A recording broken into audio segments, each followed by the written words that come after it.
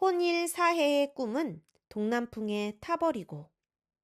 모든 채비를 갖춘 주유가 다만 공명이 동남풍을 빌어주기만 기다리고 있는데 문득 형세를 탐지하러 나갔던 군사 하나가 달려와 알렸다.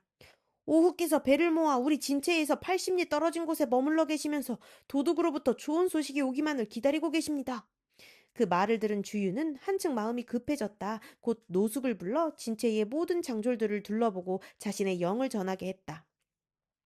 모두 배와 싸움에 쓸 기구와 노 따위를 갖추고 있다가 한 번 명이 떨어지면 곧바로 나갈 수 있도록 하라. 만일 이 일을 어기는 자가 있으면 군법으로 엄히 다스리리라.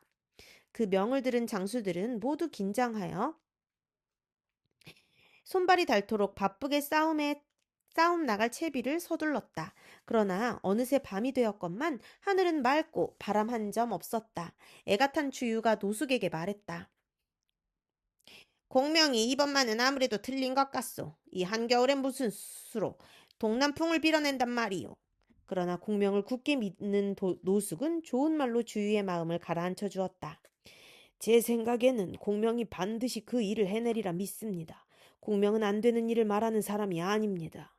과연 그 같은 노숙의 믿음은 옳았다. 삼경 무렵이 되면서부터 문득 바람 소리가 들리며 기치가 펄럭이기 시작했다. 주유가 장막을 나가 살펴보니 깃대가 서북 쪽으로 휘고 있었다. 바라던 동남풍이 불기 시작한 것이었다. 잠깐 사이에 바람은 더욱 거세어져 갔다.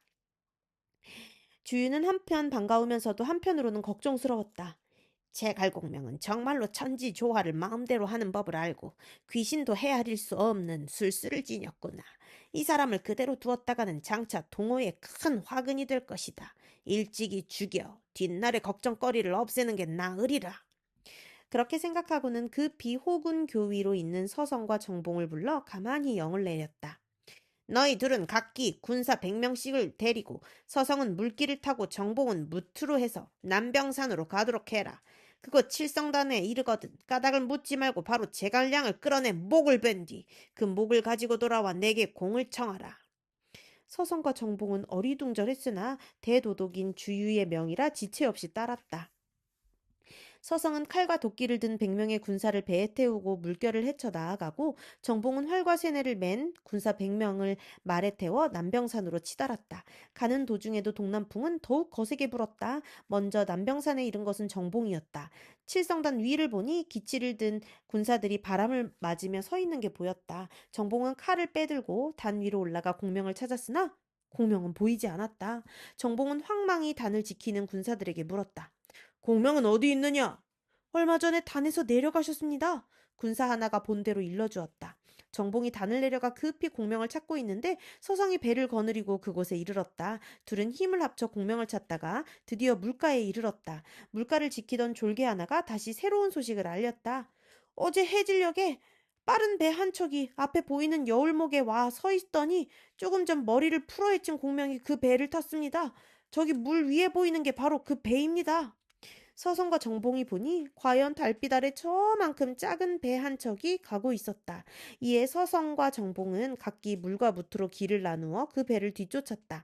서성이 도치란 도친 다 올리고 또 노젓는 군사를 재촉하여 뒤따르니 오래잖아 그 배와의 거리가 서로 말을 나눌 수 있을 만큼 가까워졌다. 서성이 배전에 서서 큰 소리를 질렀다. 군사께서는 잠깐 멈추십시오. 도독께서 뵙고자 청하십니다. 그러자 배꼬리에 서 있던 공명이 크게 웃으며 대답했다. 도독께 말씀드려 조조와의 싸움이나 잘하라 이르게 제갈량은 잠시 하구로 돌아가거니와 뒷날 다시 서로 보게 될 것이네. 잠깐이면 됩니다. 긴히 드릴 말씀이 있습니다. 서성이 다시 말을 꾸며 졸라댔다. 공명이 타이르듯 서성의 말을 받았다. 나는 이미 도독이 나를 용납하지 않고 해치려 들 것을 짐작하고 있었네. 그래서 미리 조자룡에게 배를 가지고 와 나를 실어가게 한 것이니 그대는 쓸데없이 뒤쫓으려 하지 말게. 그러나 서성은 공명이 탄 배에 배뜸이 없는 걸 보고 그대로 뒤쫓았다. 물질에 익숙한 군사들이 모는 배라 곧 공명의 배를 거의 따라잡을 만큼 가까워졌다. 그때 고물에서 조운이 활시위에 살을 먹이며 일어서더니 서성에게 꾸짖듯 소리쳤다. 나는 상산의 조자룡이다. 명을 받고 특히 이렇게 와서 군사를 모셔가는데 네가 어찌하여 뒤쫓느냐? 마음 같으면 너를 한 살에 꿰어 죽여버리고 싶다만 유황숙과 손씨 두 집안의 화평을 깰까 저하여 내 솜씨만 보여준다. 그리고는 활시위를 놓으니 화살은 기막히게도 서성에 배뜸을 받쳐주고 있는 밧줄을 맞추어 끊어버렸다. 뜸이 흘러내려 물속으로 떨어지며 서성의 배는 한쪽으로 기우뚱하게 쏠리기 시작했다. 그제야 조우는 자기 배에 있는 군사들에게 영을 내렸다. 덫을 있는 대로 다 올려라! 군사들이 그대로 하니 곧 조은의 배는 돛마다 가득 바람을 안고 나는 듯 나아갔다. 조은의 솜씨에 질리기도 했지만 그 배가 워낙 빨라 서성은 뒤쫓을래야 뒤쫓을 수가 없었다. 강 언덕에서 그 광경을 보고 있던 정봉이 서성을 불러 말했다. 제갈량의 귀신 같은 헤아림과 기묘한 계책은 사람으로는 따를 수가 없소. 거기다가 조우는 만 명이 함께 덤벼도 당해낼 수 없는 용맹을 가졌으니 당신도 당양 장판에서의 일을 듣지 않았소? 그대로 돌아가 도독게 이 일을 알리는 수밖에 없는 듯하오. 서성도 들어보니 옳은 말이었다. 둘은 곧 주유에게 돌아가 공명이 미리 조자룡을 불러두었다가 함께 학으로 돌아가 버렸다는 걸 알렸다. 주유는 크게 놀라며 탄식했다. 그 사람이 이토록 지모가 많으니 내가 낮이나 밤이나 마음이 편안할 수가 없겠구려. 노숙이 그런 주유를 일깨웠다. 당장은 조조를 곁들이는 일이 급합니다. 그 사람 일은 먼저 조조를 잡은 뒤에 다시 꾀해보도록 하지요. 주유도 그 말을 듣자 퍼뜩 정신이 들었다. 곧 여러 장수들을 불러놓고 영을 내렸다. 먼저 영을 받은 것은 감령이었다. 그대는 체중을 비롯하여 조조에게서 항복해온 군사들을 이끌고 남쪽 강 언덕으로 가라. 북군의 깃발과 군호를 써서 오림에 이르면 바로 조조가 군량을 쌓아둔 곳이 있다. 그곳에 섞여 들어가 불을 질러 군호를 삼도록 하라. 채화는 내가 따로 쓸 일이 있으니 장막에 남아있도록 한다. 그 다음은 태서자였다. 그대는 군사 3천을 이끌고 바로 황주 경계로 달려가 조조와 합비해서 접응해오는 군사들 사이를 끊어놓으라. 조조의 군사들을 당하기 어렵거든 불을 놓아 신호를 하라. 그때 붉은 길을 앞세운 군사들이 보이거든 바로 오후 깨서 접응하러 오신 줄 알라. 그러고는 감령과 태사자의 갈 길이 가장 멀다 하여 둘을 먼저 떠나게 했다. 세 번째로 부름을 받은 것은 여몽이었다. 그대는 3천 병마를 이끌고 오림으로 가서 감령의 뒤를 받쳐주도록 하라. 조조의 군량뿐만 아니라 그 진체와 목체까지 태워버려야 한다. 네 번째는 능통이었다. 그대는 군사 3천을 이끌고 바로 이른 경계에 가 있다가 오림에서 불이 일거든 거기에 맞춰 군사를 움직이라. 그리고 주유는 다시 동습을 불렀다. 그대는 3천 군사를 이끌고 바로 한양으로 가서 한천을 따라 세워진 조조의 진체를 쳐부수라. 흰 길을 앞세운 군사를 보거든 뒤에서 도우러 온 우리 편 군사인 줄 알면 된다. 마지막이 반장이었다. 주유는 영을 내렸다. 그대는 3천 군사를 이끌고 흰 길을 앞세우고 한양으로 가라. 동습이 힘에 붙여 하거든 달려가 도와야 한다. 실로 빈틈없는 영이었다. 영을 받은 6갈래의 군마는 각기 길을 나누어 떠나갔다. 주유는 다시 황계에게 영을 내렸다. 장군은 조조의 싸움배에 불을 지를 화선을 한 번 더 살피신 뒤에 군사 하나를 뽑아 조조에게 글을 보내도록 하십시오. 오늘 밤 항복하러 간다는 것만 알리는 글이면 돼요. 그러면서 한편으로 싸움배 4척을 뽑아 황계의 배를 뒤따르며 도울 수 있게 했다. 주유는 이어 수군을 배치했다. 제1대는 한당이 군관이 되어 군사를 이끌고 제2대는 주태가 맡았으며 제3대는 장음이요 제4대는 진무가 맡아 이끌도록 했다. 각 대는 싸움배 300척을 이끌고 나가는데 맨 앞에는 황계의 화선 20척이 나섰다. 주유 자신은 정보와 더불어 가장 큰 싸움배에 올라 싸움을 독려하기로 했으며 서성과 정봉은 좌우에서 호위를 맡게 했다. 수채는 다만 노숙과 감택이 남아 여러 모사들과 함께 지키기로 했다. 정보는 주유가 군사를 내는 것이 법도가 있는 것을 보고 다시 한번 감탄에 마지 않았다. 모든 배치가 끝났을 때 손관으로부터 병부를 지닌 사신이 와서 알렸다. 손관은 이미 육손을 선봉으로 삼아 기춘과 황강 땅으로 나아가게 했으며 자신도 그 뒤를 바쳐 호응하고 있다는 내용이었다. 한편 하구의 유비는 그때 공명이 돌아오기만을 눈이 빠지게 기다리고 있었다. 그런데 갑자기 한때의 배가 하구에 이르렀다. 공자 유기가 스스로 소식을 알아보기 위해 하구로 온 것이었다. 유비는 그를 적루, 망루예요. 적루 위로 맞아들인 뒤 자리를 정하여 앉기 바쁘게 걱정부터 늘어놓았다. 동남풍이 크게 읽거든 자룡을 보내라 해서 보냈는데 아직도 공명이 돌아오지를 않고 있네. 여간 걱정되는 일이 아닐세. 그때 곁에 있던 군관 하나가 손가락으로 번구 쪽을 가리키며 말했다. 돛배 한 척이 바람을 가득 안고 이리로 오고 있습니다. 틀림없이 군사께서 돌아오시는 것 같습니다. 그 말에 유비와 유기는 배가 오는 것을 맞아들이려 구르듯 정루에서 달려 내려갔다. 오래전에 배가 강 언덕에 대이고 공명과 조자룡이 내렸다.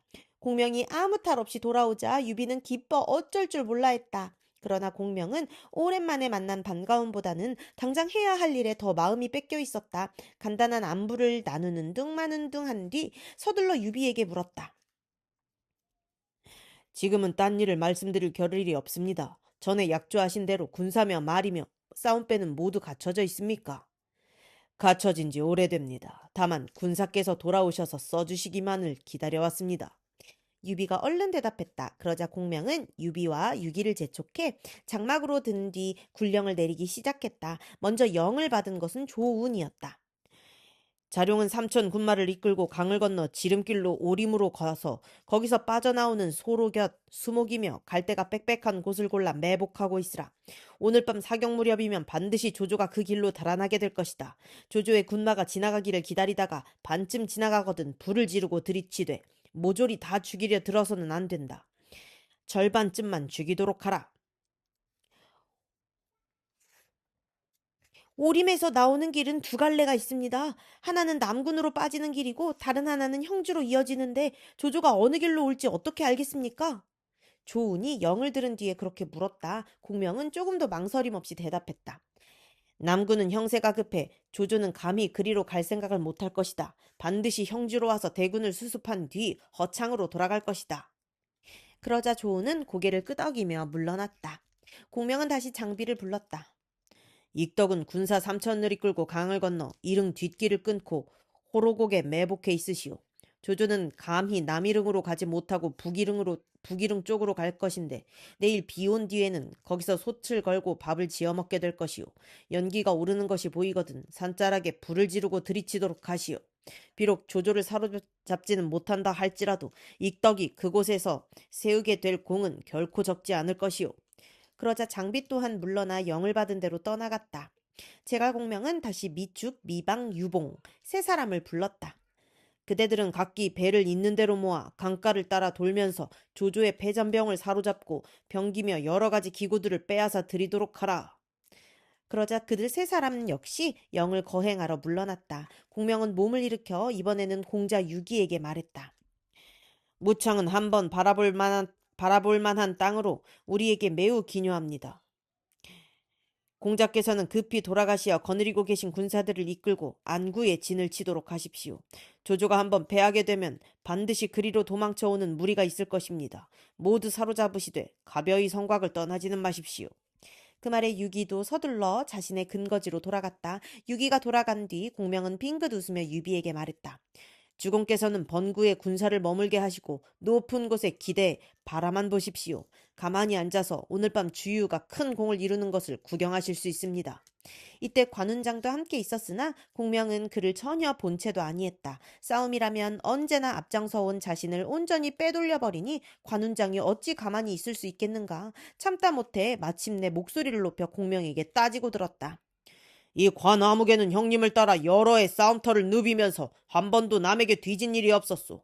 그런데 오늘 조조 같은 큰 적을 맞아 싸우는데 군사께서 나를 쓰지 않는 까닭이 무엇이오? 그러자 공명이 조용히 웃으며 까닭을 일러주었다. 운장께서는 그 일을 너무 괴이 쩍어 마시오. 나는 원래 운장을 번거롭지만 가장 기묘한 길목에 보내어 한 몫을 맡게 하려 했소이다. 그러나 한 가지 미덥지 못한 데가 있어 감히 보내지 못하고 있는 것이오. 미덥지 못한 데가 있다니 그게 무슨 말씀이오? 어디 한번 들려주시오. 관우가 후끈 단 얼굴로 다시 물었다. 공명이 깨우쳐주듯 가만가만 말했다. 지난날 조조가 장군에게 매우 두텁게 대했으니 장군도 마땅히 조조에게 보답을 하려 들 것이오.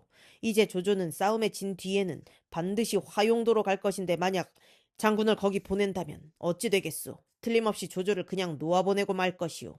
그 때문에 내가 감히 장군을 보내지 못하고 있어. 군사께서는 참으로 걱정도 많으시오. 지난날 조조가 나를 두텁게 대접한 것은 사실이나 나는 이미 그 보답을 했소. 알랑과 문추를 죽여 백마가 애워싸인 걸 풀어준 것만으로도 보답이 넘었으면 넘었지 모자라지는 않을 것이외다. 오늘 조조를 만나게 된다 한들 어찌 가벼이 놓아 보내기야 하겠소. 관우가 어이없다는 듯 허허거리며 그렇게 대꾸했다. 그 말에 공명이 정색을 하고 물었다. 만약 놓아 보냈을 때는 어쩌겠소? 군법에 따라 처벌을 받겠소이다. 관우가 흔연히 대답했다. 공명은 그래도 관우가 못 믿었다는 듯 말했다. 그래도 어찌 마음이 놓이지 않는구려. 그렇다면 굴령장을 써드리겠소이다. 관우는 그렇게 말하면서 그 자리에서 굴령장을 썼다. 뒤늦게나마 가장 중요한 길목을 맡게 된 걸 기뻐하는 관우에게 공명이 더 세세하게 계책을 일러주었다. 운장께서 화용도로 가시거든 산 높은 곳에다 마른 풀이며 쌀이를 베어 쌓고 불을 피우도록 하시오. 그러면 조조는 반드시 운장이 계신 곳으로 올 것이오. 조조가 연기나는 것을 보면 매복이 있는 줄 알 것인데 어째서 그 길로 오겠습니까? 관우가 또 알 수 없다는 얼굴로 물었다. 공명이 빙긋 웃으며 깨우쳐 주었다. 운장은 병법에서 허허실실이란 말도 듣지 못하셨소? 조조가 비록 군사를 부리는데 능하다 해도 그렇게 하면 그를 넉넉히 속일 수 있을 것이오. 조조는 연기를 보면 제껴에 제가 넘어가 그것이 허장성세로만 여기고 반드시 그리로 갈 것이오. 장군이나 쓸데없는 인정을 베푸는 일이 없도록 하시오. 공명의 그 같은 설명을 듣고서야 비로소 믿게 된 관우는 곧 화용도로 가는 길을 재촉했다. 관평과 주창을 비롯한 군사 500이 관우가 이끌고 떠난 전부였다. 관우가 떠나간 뒤 유비가 어두운 얼굴로 공명에게 말했다. 내 아우는 의기를 무겁게 여기는 사람이라 만약 조조가 정말로 화용도로 가게 되면 그대로 놓아보내기가 십상일 것이오. 실로 걱정돼요. 공명이 그런 유비를 위로하듯 말했다. 제가 어젯밤에 천문을 보니 아직 조조가 죽을 때는 아니 되었습니다. 운장이 인정이나 쓰게 해주는 것도 역시 아름다운 일이 아니겠습니까? 이미 관운장이 조조를 놓아 보내줄 것을 알고 하는 소리였다. 듣고 난 유비가 감탄해 마지 않았다. 선생의 귀신 같은 헤아림은 실로 세상에 따를 만한 이가 없겠습니다. 과찬의 말씀이십니다. 이제 주공께서는 저와 번구로 가셔서 주유가 싸우는 광경이나 구경하도록 하시지요. 공명은 그렇게 말한 뒤 손관과 관홍을 남겨 성을 지키게 하고 자신은 유비와 함께 번구로 갔다. 이때 조조는 대체 안에 여럿을 모아놓고 싸움 의논을 하면서 황교로부터 소식 오기만을 기다리고 있었다. 그날 갑자기 동남풍이 일기 시작하자 정욱이 들어와 조조를 보고 말했다. 오늘따라 이상하게 동남풍이 일고 있습니다. 마땅히 이에 대한 방비가 있어야 할 것입니다. 하지만 조조는 대수롭지 않다는 듯 웃으며 그 말을 받았다. 동지는 양기가 한번 되살아나는 때위외다. 어찌 동남풍이 없겠으며 그게 무에 이상하겠소. 그러는데 문득 군사 하나가 와서 알렸다. 강남에서 작은 배 한 척이 왔는데 황계의 밀서를 가지고 왔다고 합니다. 그 말에 조조는 급하게 그 사람을 불러들이게 했다. 과연 황계의 밀서가 왔는데 그 대략은 이러했다. 주유가 어찌나 방비가 엄하고 빈틈없는지 도무지 몸을 빼낼 계책이 없었습니다. 그런데 이번에 파양호로 군량이 새로 오게 되었는 바 다행히도 주유는 저를 뽑아 군량선을 돌보며 지키게 함으로써 겨우 방편을 삼을 수 있게 되었습니다. 강동에 이름난 장수를 죽여 그 머리를 들고 승상께 항복하러 가겠습니다. 오늘 밤 삼경쯤 하여 뱃머리에 청룡 아기를 꽂은 배가 가거든. 그게 곧 제가 탄 군량 나르는 배인 줄 아십시오. 그 글을 읽은 조조는 기뻐 어쩔 줄 몰랐다. 황계가 들고 올 목이 누구의 것이든 황계가 동호에 이름난 장수를 죽이고 군량을 실은 배까지 빼내 자신에게로 항복해 왔다는 사실이 동호의 장졸들에게 알려진다면 그들의 사기는 그야말로 땅바닥에 떨어지게 될 것이었다. 거기다가 황계가 훤히 알고 있을 동호의 허실은 그대로 동호를 쳐부술 전략의 바탕이 될 것이니 어찌 기쁘지 않겠는가. 그 바람에 조조는 날이 저물기 무섭게 수채 안에 있는 큰 배 위에다 모든 장수들을 모아놓고 황계의 배가 이르기만을 기다렸다. 한편 강남에서는 주유가 싸움에 들어가기 전 마지막으로 해야 할 일을 마무리 짓고 있었다. 채화와 채중의 철이었다. 진작부터 장막에 잡아두고 있던 채화를 불러들인 주유는 곧 군사들을 시켜 그를 묻게 했다. 깜짝 놀란 채화가 소리쳤다. 이게 무슨 짓입니까? 제가 무슨 죄가 있다고 이러십니까? 닥쳐라! 네가 어떻게 생겨먹은 놈이기에 감히 와서 거짓 항복으로 나를 속이려 들었느냐? 이제 마침 군기에 제사 지낼 재물이 없으니 네 놈의 목을 빌려 거기다 좀 써야겠다. 주유가 싸늘하게 말했다. 채화는 마침내 자신의 본색이 드러난 걸 깨달았다. 이미 죽음을 면할 수 없다고 생각하고 악에 받쳐 소리질렀다. 너희 편의 감령과 감택도 이미 너를 쳐버렸다. 그런데도 네가 조승상과 싸워 이길 것 같으냐? 공연한 짓 하지 말고 나를 풀어놓아 조승상께 항복할 수 있는 한 가닥 길로나 삼아라. 감령과 감택은 내가 시켜서 한 일이다. 잠꼬대 같은 소리 하지 말아라. 주유가 다시 그렇게 일러주자 채화는 더욱 기가 막혔다. 뉘우쳐도 이미 늦은 일이었다.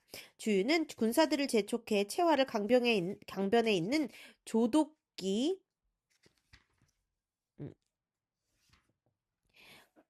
아래로 끌고 가게 했다. 그런 다음 술을 뿌리고 지방을 태워 제례를 갖춘 뒤 채화의 목을 한 칼에 잘라 그 피를 군기에 바쳤다.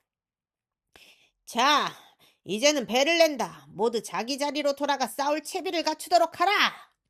제례를 끝낸 주유가 드디어 출전의 영을 내렸다.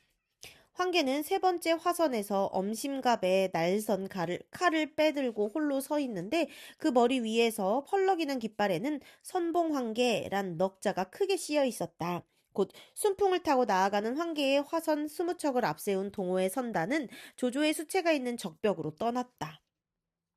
이때는 동남풍이 거셀 대로 거세어져 물결은 바다의 파도만큼이나 높았다. 조조는 중군에 앉아 달빛이 비치는 강물을 바라보고 있었다. 마치 수많은 금빛 강물을 뒤집고 물결을 희롱하는 것 같았다. 조조는 그 바람이 바로 동남풍이라는 것도 있고 마음이 호쾌하여 껄껄거렸다. 머지않아 황계가 오면 대세는 판가름난 것이나 다름없다는 믿음이 더욱 그를 방심하게 했는지도 모를 일이었다. 가물가물하지만 강남에서 돛배 한 척이 바람을 타고 이리로 다가오고 있습니다. 문득 군사 하나가 한 곳을 손가락질하며 소리쳤다. 조조는 높은 곳을 골라 앉은 뒤 그쪽을 살폈다. 잠시 후에 다시 눈 밝은 군사가 말을 보탰다. 배가 여러 척인데 모두 청룡 아기를 꽂고 있습니다. 그리고 그 가운데 있는 큰 기에는 선봉 황계라 쓰여진 것 같습니다. 선봉 황계라면 싸우러 온다는 뜻이지만 조조는 어찌된 셈인지 조금도 의심하려 들지 않았다. 오히려 기분 좋게 웃으며 중얼거릴 뿐이었다. 황계가 항복하러 오는 것은 하늘이 나를 돕고 있다는 뜻이다. 그 사이에도 황계의 배들은 점점 가까이 다가들고 있었다. 한동안 그 배들을 찬찬히 살피던 정욱이 급한 목소리로 조조에게 말했다. 오는 배들에는 속임수가 있습니다. 수체 가까이 오지 못하도록 어서 영을 내리십시오. 어떻게 속임수가 있다는 걸 알았소? 조조가 알 수 없다는 눈길로 정욱에게 물었다. 곡식이 배 안에 있다면 배는 반드시 그 무게 때문에 배전이 물속에 많이 들어가고 흔들림도 적을 것입니다. 그런데 저기 오는 배들을 보니 가볍게 흔들리고 있을 뿐만 아니라 배전이 물 밖에 많이 드러나 있습니다.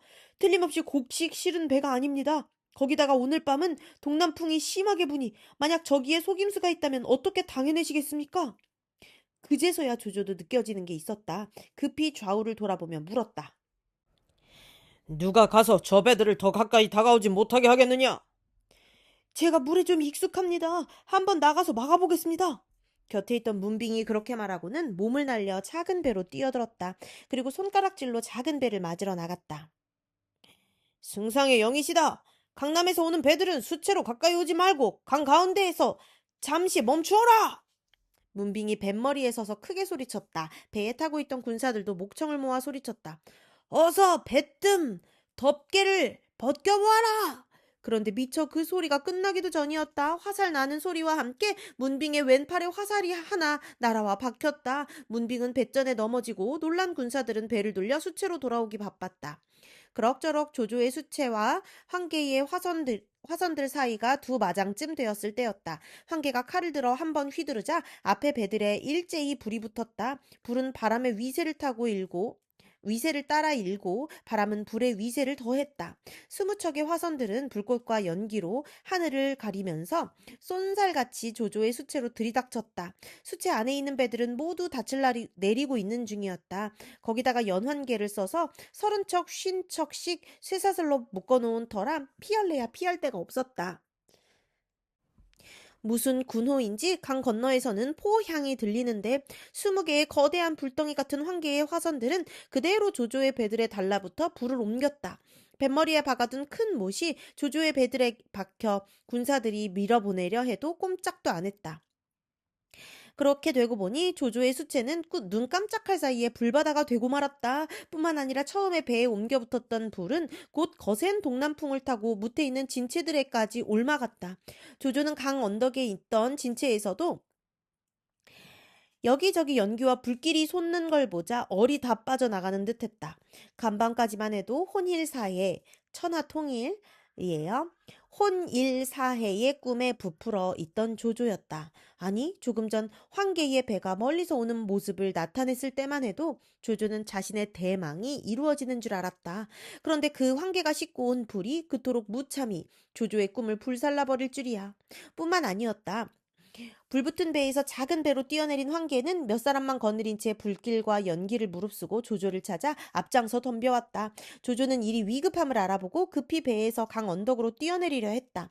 그러나 거리가 너무 멀어 어쩔 줄 모르고 있는데 마침 장료가 작은 배 한 척을 저어왔다. 조조가 부축을 받아 작은 배에 내려보니 어느덧 자신이 타고 있던 큰 배도 불길에 휩싸이고 있었다. 장료를 비롯한 연암은 명의 장졸들은 조조를 감싸 지키며 급히 강 어귀 쪽으로 배를 저어갔다. 황계는 멀리서 붉은 옷을 입고 작은 배에 내리는 자를 보자 그게 틀림없이 조조일 것이라 짐작했다. 배를 젓는 군사들을 재촉하는 한편 칼을 휘두르며 크게 소리쳤다. 족적 역적놈은 달아나지 말라! 동호회 선봉 황계가 여기 있다! 그 소리를 들은 조조는 얼른 알아듣기 어려운 말로 괴로운 외침을 잇따라 토해냈다. 황계가 지쳐오는 기세가 두려워서라기보다는 그런 황계를 그토록 쉽게 믿은 스스로를 향한 꾸짖음과 뉘우침에서 나온 소리였다. 조조와는 크기나 깊이가 달라도 황계를 미워하는 마음만은 뒤따르는 장졸들에게도 한결같았다. 장료가 가만히 살을 뽑아 활시위에 얹고 그 미움까지 실어 황계에게로 쏘아붙였다. 마침 크게 인 바람에 불길은 대낮같이 밝게 비치어 황계의 모습을 드러나게 했다. 그러나 거센 바람 소리 때문에 화살이 날아오는 소리를 듣지 못해 미처 피하지 못한 황계는 그대로 어깨축지를 맞고 물 위로 떨어졌다. 장료는 그 틈을 타 조조를 강 언덕까지 구해내렸다. 하지만 이내 불은 이미 무태 있는 마보군의 진체에까지 옮아붙어 조조의 대군 전체가 크게 어지러워진 뒤였다. 조조는 그런 군사들을 수습할 엄두를 못 내고 마피를 찾아 달아나기에 바빴다. 한편 그 무렵 한당도 기세를 타고 불길과 연기를 무릅쓰며 조조의 수체로 지쳐들고 있었다. 문득 졸개 하나가 달려와 알렸다. 키 뒤쪽에서 누가 큰 소리로 장군의 자를 부르고 있습니다. 그 말에 한당이 가만히 귀 기울이니 다시 이런 소리가 들렸다. 공의! 나를 구해주시오! 저것은 황공복이다. 어서 구하도록 하라. 그 목소리를 알아들은 한당이 급히 군사들에게 영을 내렸다. 군사들이 황계를 배로 끌어올려 보니 어깨에 화살이 꽂힌 채였다. 한당은 화살을 입으로 물고 뽑아냈으나 대만 뽑히고 화살촉은 여전히 살 속에 박혀 있었다. 손견을 따라 나선 이래 수십 년 황계와 함께 싸움터를 누벼온 한당이었다. 조조를 쳐 공을 세우는 일보다는 황계를 구하는 게 더 급했다. 한당은 돌진을 멈추고 먼저 황계의 젖은 옷을 벗긴 뒤 칼로 황계의 살을 찢어 화살촉을 뽑아냈다. 그런 다음 기를 찢어 상처를 싸매고 자신의 전포를 입혀 대체로 돌려보냈다. 그곳에서 옳은 치료를 받게 하려 함이었다. 여느 사람 같았으면 황계의 목숨은 남아나기 어려웠을 것이다. 그러나 워낙 물에 익숙한 사람인데다 몹시 찬 계절이지만 갑옷을 입은 채 물에 떨어져 황계는 얼어 죽지 않고 겨우 구함을 받을 수가 있었다. 조조 쪽에서 보면 반부는 풀린 셈이나 동으로서도 불행 중에 다행이라 할 만했다. 그 사이 싸움은 한층 열기를 더해갔다. 불길은 강을 덮어 물 대신 흐르는 듯하고 함성은 하늘과 땅을 떨쳐 울렸다. 왼쪽에서는 한당과 장흠이 이끄는 두 갈래의 군사가 적벽 서편으로 지쳐들어오고 오른쪽에서는 주태와 진무가 이끄는 군사들이 적벽 동편을 따라 조조군의 수체를 덮쳤다. 그리고 가운데로는 주유, 정보, 서성, 정봉을 뱃머리에 세운 동호의 선단이 모두 이르렀다. 불기운 스치는 곳에 군사가 따르니 불의 위세에 따라 군사들도 절로 사납고 날래졌다. 바로 삼강의 수전이요 적벽의 오병이었다. 오병은 적군을 몰살시킴. 이날 조조의 군사들이 떨어진 처지는 참담했다. 창에 찔리고 화살에 맞아 죽은 자에 불에 타고 물에 빠져 죽은 자를 더하면 그 수를 다 헤아릴 수 없을 정도였다. 뒷사람이 그 싸움터를 둘러보고 노래했다. 위와 오 자웅 겨루던 곳 적벽에는 배 한 쪽 보이지 않네. 매서운 불길 구름을 찌르듯 강물 비칠 때 주랑은 여기서 조공을 깨뜨렸네. 몰살을 당하는 것은 강 위에 떠있던 조조의 군사들뿐만이 아니었다. 무태서도 강물 위에서와 못지않은 참상이 벌어지고 있었다. 무태 있는 조조의 진체를 가장 먼저 덮친 동호의 장수는 감령이었다. 감령은 거짓으로 항복해온 체중을 앞세워 조조의 진체 깊숙이 들어선 뒤 한 칼에 체중을 베어버렸다. 이제 더는 쓸모가 없어진 그를 미리 주유가 일러준 대로 없애버린 것이었다. 그리고 또한 떠나올 때 미리 주유에게서 받은 군령대로 마른 풀과 집, 건부를 모아 조조의 진체에 불을 질렀다. 여몽은 조조의 진체 안에서 불길이 있는 것을 보자 여기저기 불을 놓아 감령과 접응했다. 반장 동습도 군사를 나누어 불을 지르고 함성을 울리며 조조군의 진체로 덮쳐갔다. 그렇게 되니 사방에 보이는 것은 모두 오군이 지른 불길이요 들리는 것은 천지를 뒤흔드는 북소리와 함성이었다. 강 위에서 이미 반나마 넋을 잃은 조조는 더욱 어찌할 줄을 몰랐다. 평소의 냉철함이나 응변의 재치는 다 어디 갔는지 불길 속을 뚫고 달아나기 바빴다. 그런 조조를 따르는 것은 겨우 장요가 이끄는 100여 기뿐이었다. 그러나 워낙 사방이 불길이라 한 군데도 성한 곳이 없었다. 빠져나가려 해도 빠져나갈 곳이 없이 이리저리 내닫고만 있는데 모계가 문빙을 구해가지고 수십 기만 이끌고 조조를 찾아왔다. 수만이나 되던 수군 중에서 간신히 적병과 불길을 벗어나 강 언덕에 이른 숫자였다. 조조는 그들을 보자 한심한 가운데도 가슴이 에이는 듯했다. 그러나 당장 급한 것은 사방을 에워싸고 있는 적군과 불길에서 벗어나는 일이었다. 모두들 이곳을 빠져나갈 길을 찾아보아라. 간신히 마음을 진정시킨 조조가 군사들을 돌아보며 영을 내렸다. 장료가 한 군데에 불길이 뜸한 곳을 가리키며 말했다. 이렇게 된 이상 오림으로 가는 길밖에 없습니다. 그곳은 땅이 넓고 비어있으니 빠져나갈 수 있을 것입니다. 조조가 보기에도 그 길밖에 없을 것 같았다. 좋다. 오림으로 가자. 조조는 그렇게 결단을 내리고 지름길을 찾아 오림으로 달아났다. 호랑이 같은 장수 1000명의 날랜 군사 100만을 호언하던 대군 중에서 조조를 뒤따르는 것은 겨우 장료, 문빙, 모계, 세 장수의 군사 100여기 뿐이었다. 하지만 그나마도 미처 적벽을 벗어나기도 전에 뒤쫓는 적군이 있었다. 조조! 이 역적놈아! 어디로 달아나냐느냐! 그 같은 고함과 함께 뒤따르는 적군의 기치를 보니 여몽이 이끄는 군사였다. 조조는 장료를 남겨 뒤쫓는 적을 막게 하고 나머지 군마를 휘몰아 앞으로 내달았다. 다시 앞쪽에서 불이 일며 산골짜기로부터 한때의 군마가 쏟아져 나왔다. 섰거라! 능통이 여기서 기다리고 있었다! 앞선 장수가 크게 소리쳤다. 조조는 놀란 나머지 간이 철렁 떨어지는 것 같았다. 어떻게 해야 할지 몰라 황망히 서 있는데 호련 산비탈에서 또 한때의 군마가 쏟아져 내려왔다. 조조는 그게 적인 줄 알고 눈앞이 아득했다. 그때 앞선 장수가 크게 소리쳤다. 승상께서는 놀라지 마십시오. 서황이 여기 있습니다. 그 소리를 들은 조조는 지옥에서 부처를 만난 듯했다. 이어 어울린 양군은 한바탕 어지러운 싸움을 벌였다. 그러나 조조가 얻은 것은 겨우 북쪽으로 달아나는 한 가닥 길이었다. 그런데 얼마 가지 않아 다시 한때의 군마가 산 언덕에 진을 치고 있는 게 보였다. 겁부터 집어먹은 조조를 제쳐놓고 서왕이나가 물었다. 너희들은 무엇이냐? 다행히도 그들은 원소에게서 항복해온 장수인 마연과 장의가 이끄는 군사들이었다. 삼천 군마를 이끌고 그곳에 진체를 벌이고 있던 마연과 장의는 대체 쪽에서 하늘 가득 불길이 오르는 것을 보았으나 내막을 알 길이 없어 함부로 움직이지 못하고 있다가 알맞게 조조를 맞이하게 된 것이었다.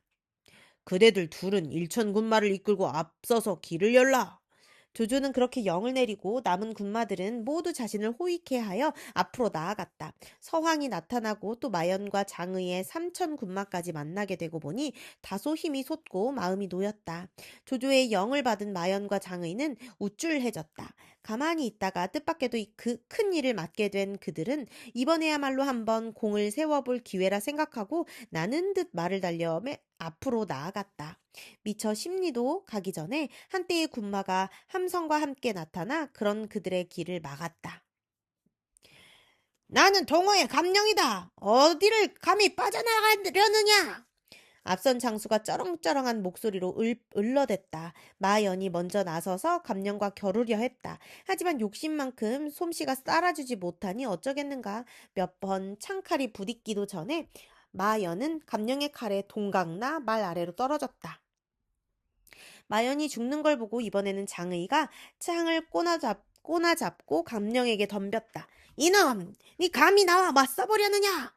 감령이 그런 장의를 보고 벽력같이 호통을 쳤다. 그 소리가 얼마나 컸던지 벌써 반나마 넋이 나가버린 장의는 손발조차 제대로 놀려보지 못하고 감령의 한 칼에 몸을 뒤집으며 말 아래로 떨어졌다. 두 장수가 죽는 걸 본 군사들은 혼비백산 되돌아가 조조에게 그 일을 알렸다. 이때 조조는 핫빛 쪽을 바라보며 구원병이 오기를 기다리고 있었다. 그런데 뜻밖에도 육손과 태사자의 군사들이 먼저 몰려왔다.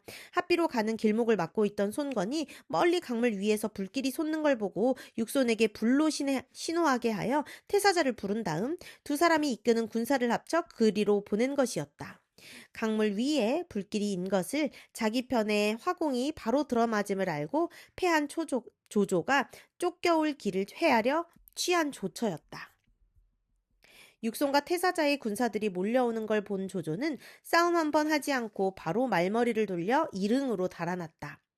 거기서 다시 적지 않은 군사가 꺾였음은 말할 나위도 없었다. 그러다 다시 도중 장합을 만나 얼마간의 군사가 보태어졌다. 조조는 장합에게 뒤쫓는 적병을 맞게 하고 자신은 말을 채찍질해 이릉 쪽으로 내달았다. 정신없이 달린 조조는 오경이 되어서야 비로소 뒤를 돌아보았다. 불빛이 차차 멀어지고 뒤쫓는 군사의 함성도 들리지 않았다. 드디어 지옥 같은 적벽을 벗어난 듯 했다. 이른바 적벽대전이란 것은 좁은 의미로서는 여기서 일단 매듭이 진다. 그런데 읽는 이의 흥을 깨뜨리는 일이 될지 모르지만 이쯤에서 한번 정사를 더듬어 보이는 것도 뜻있는 일일성시 연의에서 가장 흥미롭고 재미난 부분 가운데 하나인 만큼 역사적인 진실을 알아두어야 할 필요도 있을 것 같기 때문이다. 먼저 살펴보고 싶은 것은 양편의 정확한 세력이다. 연의에서 조조의 군사는 흔히 100만으로 불리고 있고 제갈량에 의해 과장될 때는 150만, 주유에 의해 과소평가될 때도 형주에서 새로 얻은 군사 8만을 빼고 23만 명이었다. 그러나 사가들은 대략 조조의 군사를 25만 내외로 보고 있다. 이에 비해 유비, 손권의 군사는 연의와 정사가 대략 일치하여 5만으로 되어 있다. 다시 말해 양쪽의 군세는 흔히 말하듯 20대 1 또는 17대 1이 아니라 5대 1 정도였다. 거기다가 조조의 군사는 태반이 원소와 유표에게서 항복해온 군사여서 믿을 수가 없었고 순수 북방의 군사들은 또 태반이 병에 걸려 실제 전력은 유비와 동호 연합군의 2배를 크게 넘지 않았을 것으로 보는 게 사가들의 통상적인 견해다. 그 다음은 적벽대전 전의 양상이다. 연의는 양군이 오래 대치하여 갖은 준비 끝에 싸운 것으로 되어 있으나 정사는 손권이 유비를 시켜 합비를 공격하게 함으로써 싸움이 시작되고 적벽에 이르러 바로 끝난 것으로 되어 있다. 셋째로 살펴볼 것은 남북 양쪽에서 싸움 전야에 펼치고 있는 현란한 계략들이다. 먼저 주유가 장간을 이용해 채모와 장윤을 죽인 것은 정사에는 없다. 다만 강표전에서 인용한 주에 장간이 주유를 달래러 갔다가 실패했다는 기록이 있을 뿐이다. 다음은 조조편의 체중과 체화의 거짓 항복을 둘러싸고 펼쳐지는 일련의 사건인데 적어도 정사에는 체중과 체화란 인물조차 나오지 않는다. 그 다음은 방통의 연환계, 정사 어디에도 방통이 조조를 찾아가 배들을 쇠사슬로 얽어두라는 계책을 일러주었다는 말은 없다. 조조의 수군이 배를 서로 얽은 것은 배 멀미를 줄이기 위해 자체로 짜낸 방책이었다. 감택이 강을 건너 조조에게로 가서 그럴싸한 말로 황계의 항복을 믿게 하는 것도 꾸며낸 이야기이다. 황계와 주유가 꾸민 고육계도 마찬가지. 정사에는 전혀 기록이 남아있지 않다. 따라서 그토록 현란하게 오간 계략 중에서 유일하게 정사에 들어맞는 것은 황계의 사항계 하나뿐이다. 네 번째로 더듬어 보고 싶은 것은 제갈량의 역할이다. 제갈량이 손건을 설득해 유비와 함께 조조에게 저항하게 한 것을 빼면 연희에 나오는 활약은 거의가 꾸민 이야기다. 주유와 주고받는 머리 싸움도 그러하거니와 조조에게서 화살을 얻어온 일이며 동남풍을 비는 제사 등에서는 어떤 요기까지 느껴지게 된다. 남쪽 지방에 오래 살며 계절과 기후를 세밀히 관찰해서 얻은 지식이 과장된 나머지 그렇게 꾸며진 것이리라. 다섯 번째, 유비의 역할이다. 삼국지, 위지, 무제기에는 적벽에서 조조와 싸운 사람을 유비로 적고 있고 조조의 수군을 불태운 것도 유비였다고 주에 나와 있다. 가장 우두머리만 적다 보니 주유, 황계 등이 빠졌다고 볼 수 있겠으나 적어도 연희에서처럼 강 건너 불 구경하듯 적벽 싸움을 구경만 하고 있었던 것은 아니었음에 분명하다. 여섯 번째로는 적벽대전을 승리로 이끈 화공전술의 출처이다. 연희에서는 제갈량과 주유의 공동작품으로 되어 있으나 정사의 기록은 공을 오직 황계에게만 돌리고 있다. 마지막으로 살펴보고 싶은 것은 그 싸움에 대한 평가이다. 조조 쪽으로 보면 뼈 아픈 일패였으나 연희에서 보는 것처럼 그 패배가 그렇게 부끄럽고 참담한 것은 아니었다. 앞서 말했듯 군세에 있어서도 조조가 절대적으로 유리했던 것만은 사실이었으며 지략의 싸움에서는 더욱 그러했다. 조조 아래도 여러 모사가 있었으나 적벽대전에 참가한 모사는 정욱과 순유 정도였다. 그러나 상대는 제갈량, 주유, 방통, 노숙을 비롯한 당대 인류의 병가들을 거느린 실전 경험이 풍부한 유비와 젊은 패기의 손권이었다. 그 점에서는 조조가 이겼다면 오히려 이상했을 싸움이었다. 거기다가 조조의 패배도 싸움에 불리하여 약간의 타격을 받고 물러났다는 정도이지 백만 대군이 겨우 몇백 기만 돌아갔다는 식은 아니었다. 여기서 다시 한번 음미해 보고 싶은 것은 작가의 사관과 정통성의 문제이다. 혈통만이 왕조의 정통성을 보장하는 유일한 징표라는 관점에서 촉한 정통론을 앞세우다 보니 유비 쪽의 승리를 지나치게 과장하게 되고 또 그렇게 하다 보니 조조의 패배는 그토록 치욕스럽고 참담하게 꾸며지게 되었을 것이다. 하지만 그럼에도 불구하고 아무도 그런 연희의 저자를 나무랄 수는 없다.